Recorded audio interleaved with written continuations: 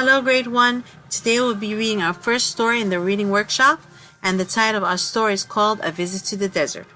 If you look on page 102 and 103, you'll see that there's a picture of a desert.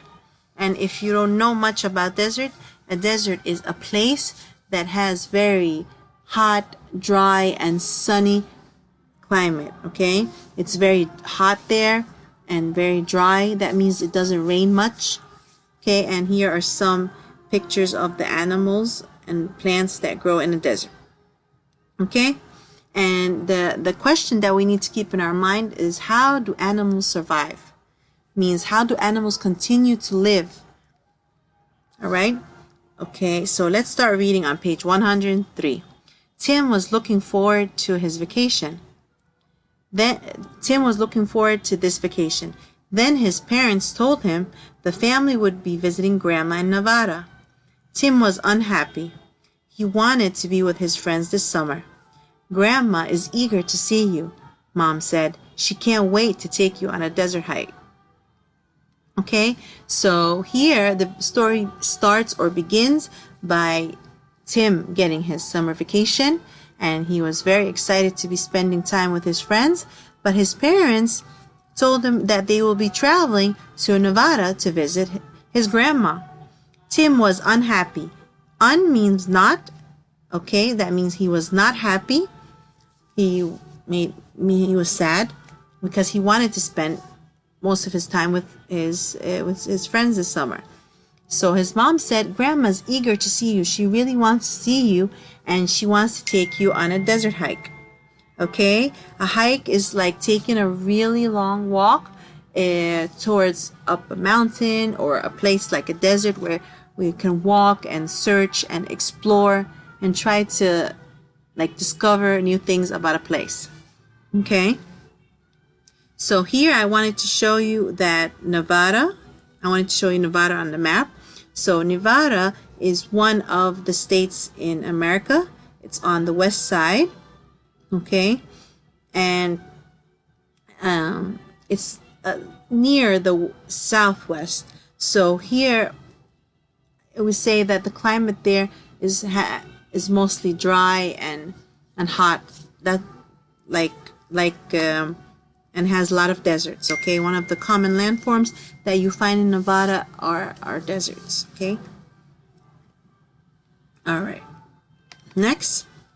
On page 104, the next morning Grandma met them at the airport. Then they drove to the desert. As they hiked, Grandma explained that animals enjoy the open desert space. It gives them the freedom to move from place to place. Tim learned that the animals find ways to adapt to the hot desert weather. He wondered if he would get used to the desert climate.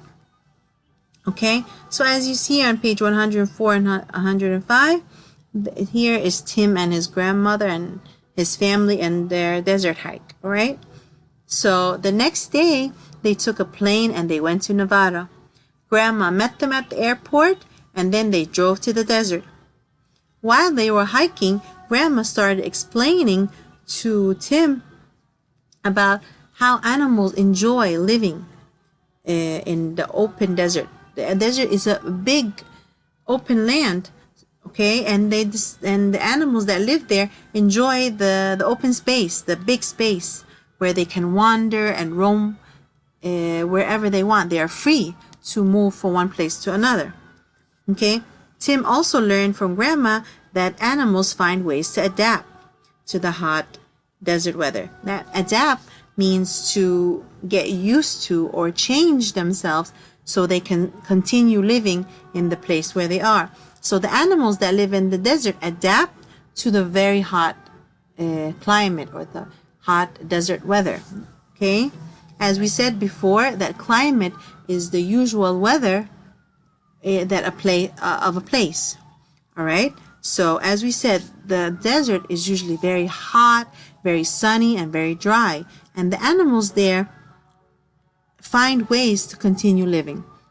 Let's find out how. Okay, on page 105. Wow, Tim said. Look at that. The turtle carries carries its home on its back. Grandma smiled at Tim's excitement. Actually, she said, that is a desert tortoise. It looks for the shade made by the shadows of rocks. That's how it cools off. He burrows underground to get away from the heat. The turtles disappeared into its burrow. Tim leaned over the hole. He could not hear a sound. I'll bet it likes the silence of its burrow, Tim whispered. I think it likes its sense of safety too, Grandma added.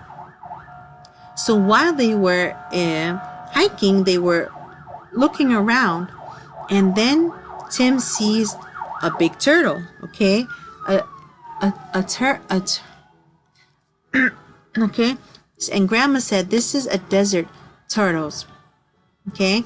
And it was looking for a shade behind the rocks, okay? A shade is a place that is covered to protect from the sun, okay? So Grandma said it forms a shade. It looks for a shade made by the rocks, the shadows of the rocks. So the big rocks that they have in the desert forms a shade, and the tortoise goes there to keep itself cool from the heat of the sun. Okay, and what else does it to keep itself cool? It like digs out holes under the ground, and then it goes inside the hole to cool itself down. So here he burrows underground to get away from the heat. He digs a hole and he goes inside this hole. Even Tim leaned over the hole. He could not hear a sound. It was very quiet inside this hole. So the big turtle goes inside this hole and cools itself, and it's completely quiet. Silence means very quiet, okay? And Grandma also says it likes the silence and the feeling of feeling safe. There's no danger, okay? So Tim says, that's the same feeling I get at home, Tim sighed. Just then a large rabbit hopped by. Grandma explained that the jackrabbit's large ears help it stay cool. Okay, after the big turtle, they see a jackrabbit with large ears. So Grandma explains to him that these large ears keep the rabbit cool, keeps his whole body cool. Okay, these animals are so unlike the animals at home, Tim said. He had forgotten about the desert heat. Okay, so as we said before, the word "un" means not. So Tim was telling his grandma that these animals are not like the animals at home, at his hometown. And he forgot all about the heat of the desert. Some animals stay cool by sleeping during the day. Then they hunt at night, said Grandma. A great horned owl hooted above them. Grandma said it will soon be time for the owl to hunt, which means it's time for us to head back, Dad added. So, after they saw the rabbit, Grandma was starting to explain to Tim that some animals sleep during the day to stay away from the heat of the desert and wake up at night to hunt. Okay, as she was explaining this, they saw a great horned owl, okay, that was hooting. The word hoot means the sound that the owl makes. So Grandma said, I think it's time for the owl to start hunting. That means it's almost nighttime. Nighttime will start and the owl will start hunting. And Dad said it means that it's also time for us to head back. "Oh, this vacation is going by too fast," Tim said. They asked Tim about the heat. "What heat?" Tim asked. "I feel as fresh and cool as a new flower. I've adapted," everyone laughed. Okay, so Tim was sad that their vacation was ending, and everyone was asking him did he forget about the heat, and he said he He didn't feel any heat, and he feels nice and cool and fresh. And because he adapted to the climate of the desert. All right. It says here, how does the desert tortoise survive in the heat? Also mentioned this. How did the big turtle adapt to the heat? The turtle did two things. He would go to a shady place behind by the rocks, or he would dig a hole or burrow under the ground and go inside the hole to keep itself cool. Okay. Here, it's asking us to complete the plot. What is the plot? The plot are the events that happen in the beginning, middle, and end of a story. So a plot is the events that happen in the beginning, middle, and end of a story. If we say here, what happened in the beginning? In the beginning, Tim is unhappy because he has to go to Nevada for his vacation. Okay, what happened in the middle? Tim's family go for a hike. I would say that Tim's family go hiking in the desert.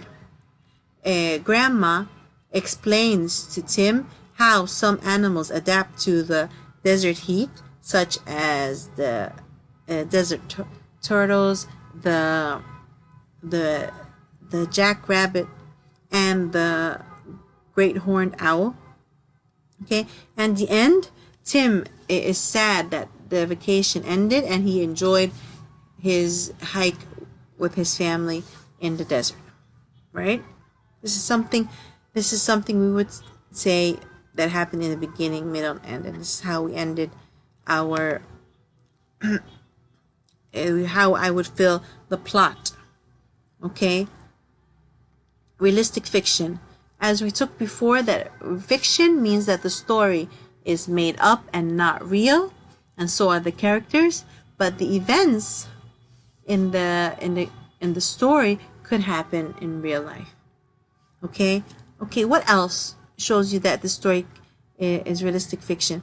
It says here, from the story or illustration, it shows you that some families, such as Tim and his family, can go on trips such as visiting a desert. They can go on hikes. These are stuff or activities real people do in real life. Okay? So the characters are acting like real people, and they're doing activities like real people. But is the story real? No. Okay? See you next